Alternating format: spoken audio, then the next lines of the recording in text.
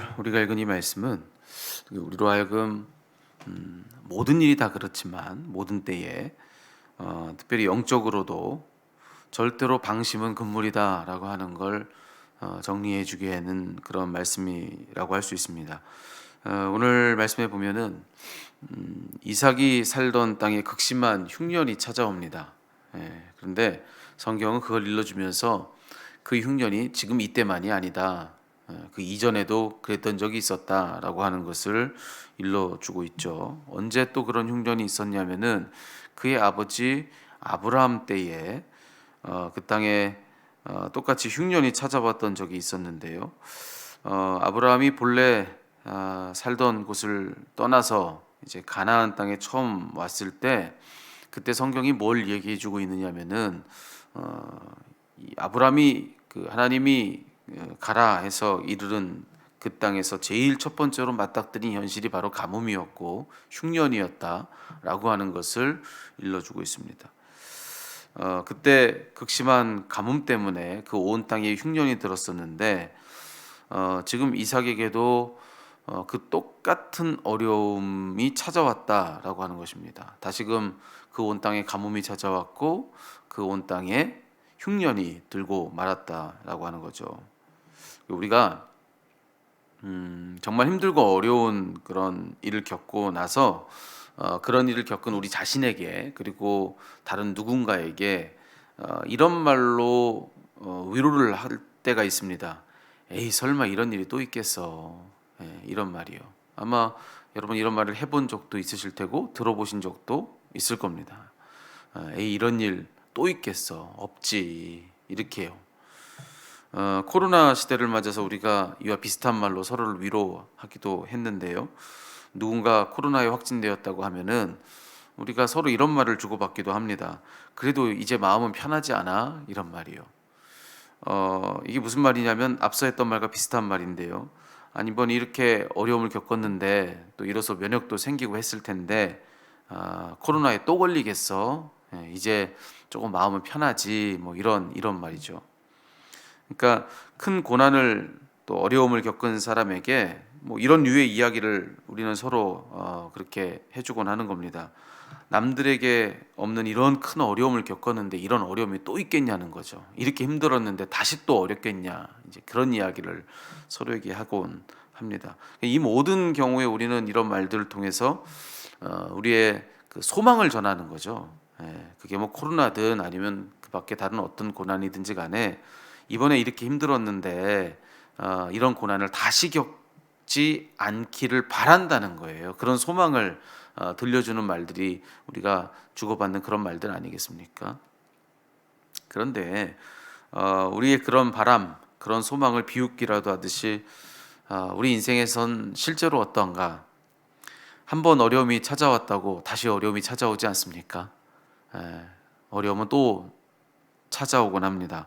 오늘 이 말씀처럼 그런 거죠. 그 땅에 이미 흉년이 든 적이 있는데 또 그 땅에 다시 흉년이 들기도 한다라고 하는 것입니다. 요 며칠 우리 태풍 때문에 긴장된 그런 시간들을 보냈었는데요.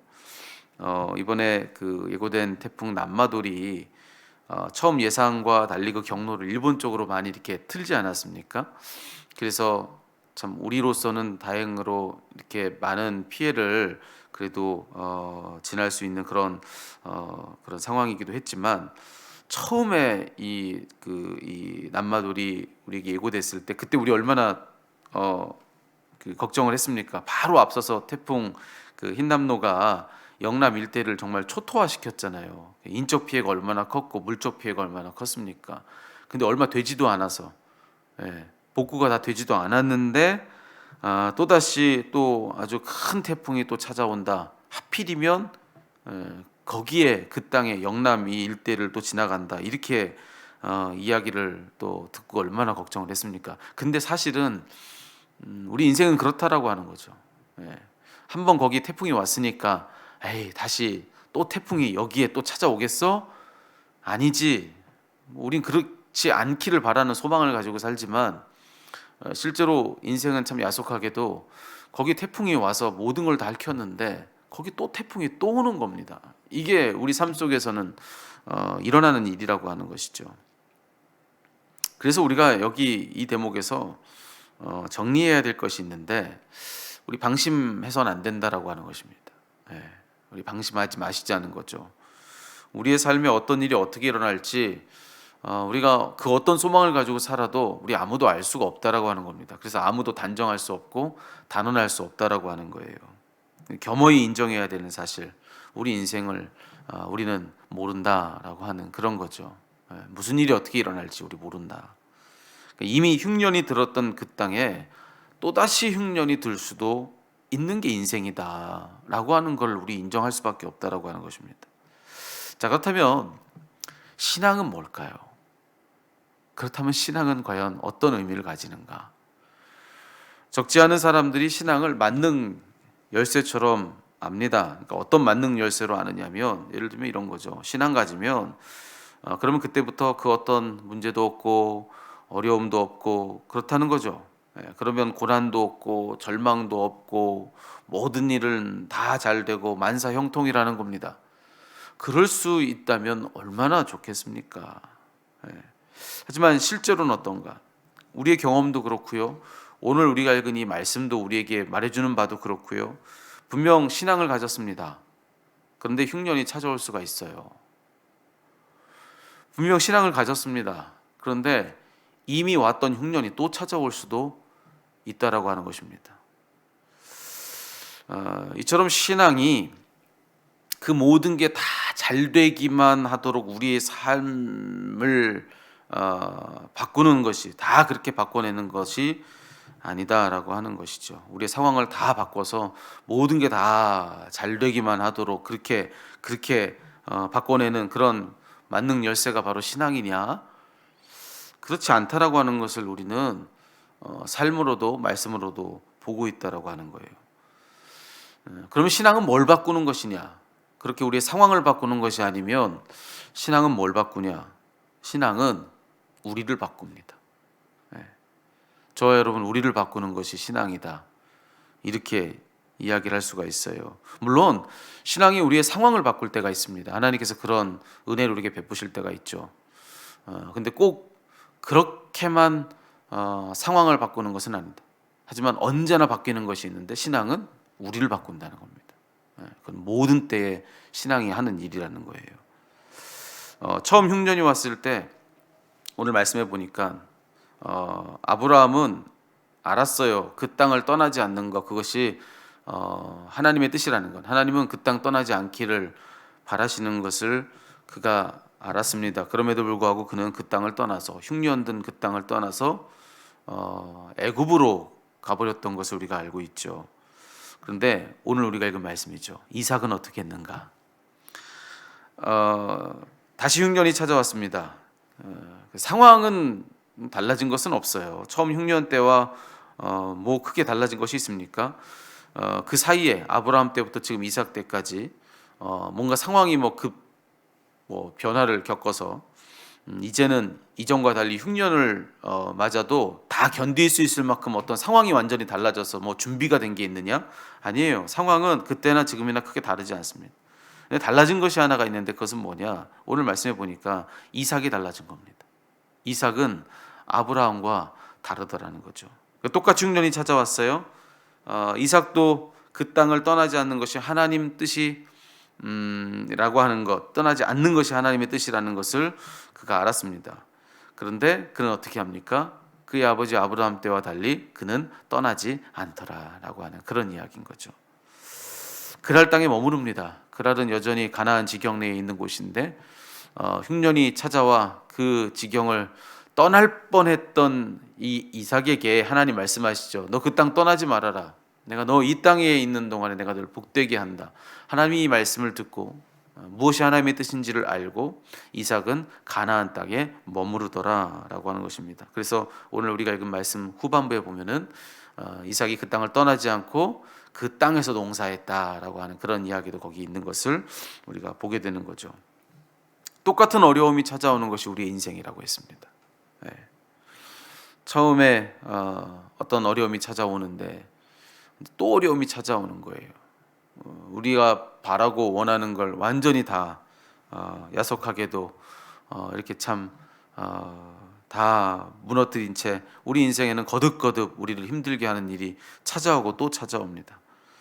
그게 우리 인생이라고 했는데 신앙은 뭘 바꾸느냐? 그 현실을 이길 수 있도록 우리를 바꿔내는 것이다 라고 하는 거예요.